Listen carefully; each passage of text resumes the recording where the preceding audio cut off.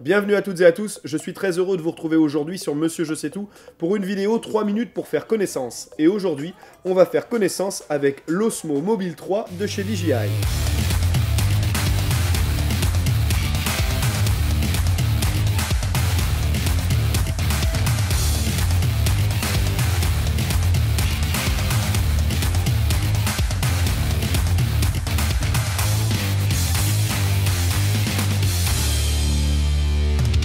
DJI est un constructeur bien connu puisqu'il a fait sa notoriété dans les drones.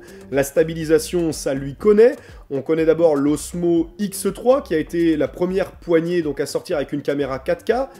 Ensuite, il y a eu l'Osmo X5 avec, on pouvait adapter sur l'X3 la caméra Pro, notamment la X5 de l'Inspire Pro. Ensuite, qui est un drone. Ensuite, on a eu l'Osmo Mobile 1 qui est sorti donc en 2016, l'Osmo Mobile 2 qui est sorti en 2018. Voilà, et moi aujourd'hui, je vais essayer d'en avoir une utilisation professionnelle pour notamment apporter plus de vidéos et plus régulièrement lors de mes déplacements avec Monsieur Je sais tout. Et donc, j'ai décidé de m'équiper.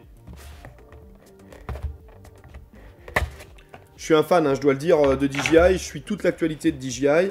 Comme vous le voyez derrière, que ce soit de mes premiers drones, le F550, le S900, ça parlera aux pilotes de drones, ça. Voilà, ça fait plusieurs années que je pilote et c'est une marque que j'apprécie particulièrement puisque c'est une marque qui est complètement en avant-garde sur les autres avec des tarifs qui sont accessibles. On le voit d'ailleurs aujourd'hui avec la sortie du Mavic Mini, même destiné au grand public. Donc voilà, tout le monde peut y accéder. Donc cet Osmo Mobile 3... Osmo Pocket. Non, Osmo Mobile 3, pardon. Ah, je vous préviens, moi c'est une découverte totale. Alors ce que j'aime chez DJI toujours, c'est quand même la fabrication en ABS, donc plastique, qui est quand même toujours plutôt de bonne qualité. En plus, ça craint pas les rayures. La prise en main, elle est franchement très sympa. Là, on fixe très rapidement. On a un côté voilà, verrouillage qui permettent de le protéger et puis notamment de le rabattre comme vous l'avez vu il y a quelques minutes. On vient fixer le smartphone. Sur cette version, contrairement à la version de l'Osmo Mobile 2, si vous posez la question sur les différences notamment, il n'y a pas d'axe à régler. On sait que c'est toujours un problème sur les produits DJI d'essayer de stabiliser, notamment ceux qui essayent de stabiliser les boîtiers sur les Ronin. Voilà, là c'est pas le cas, vous pouvez le prendre directement. Moi je compte énormément sur cet appareil pour pouvoir m'aider au quotidien et pouvoir vous faire vivre un petit peu les événements auxquels je participe. On voit que c'est vraiment robuste. Alors, il y a une série d'explications.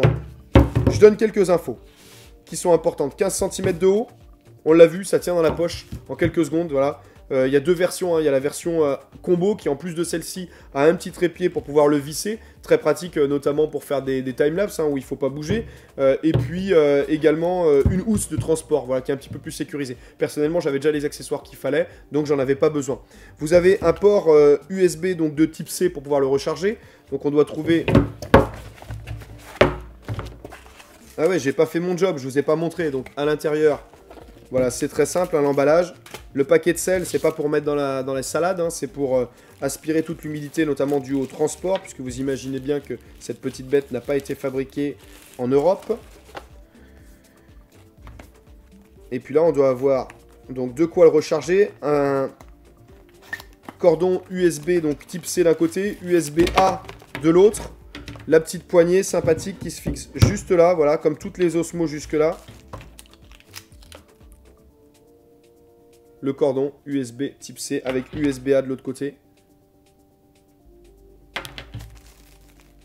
Et puis la petite housse de transport qui n'a rien à voir avec celle du pack combo, voilà. C'est moins solide, évidemment, c'est juste quelque chose de protection très basique. Voilà, j'en reviens aux caractéristiques.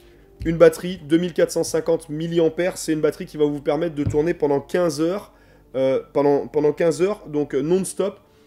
C'est beaucoup 15 heures, c'est plus d'une journée de tournage, donc franchement vous n'en aurez pas besoin, ou très peu.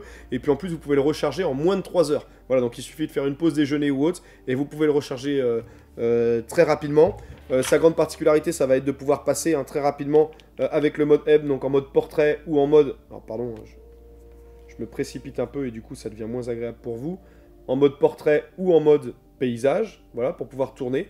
Il y a un mode story qui va vous permettre de façon automatique de faire des montages qui vont donc se synchroniser entre la musique, les mouvements donc, et le filtre que vous aurez choisi. Vous avez un mode, je le disais tout à l'heure, donc time-lapse ou hyperlapse. La différence entre le timelapse et l'hyperlapse, le timelapse est tourné donc, de façon fixe, en prenant une image donc, à des périodicités différentes pour pouvoir composer un film en accéléré, alors que l'hyperlapse, vous faites la même chose mais en vous déplaçant. Voilà. Alors ça ne sera pas un vrai hyperlapse comme on peut le faire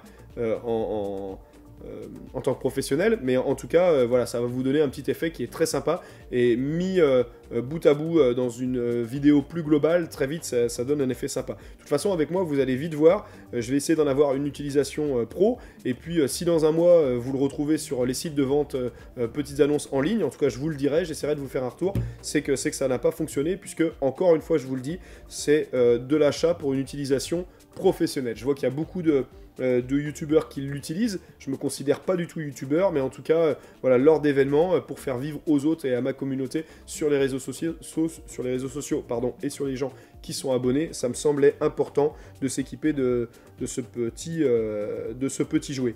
L'application, on se plaint souvent que DJI n'est pas très ouvert du côté des applications et puis qu'elle soit en anglais. C'est pas le cas puisque l'application qui a été créée pour ça, qui est Mimo, va être aussi bien en français qu'en anglais, que ce soit sur Android ou sur l'App Store.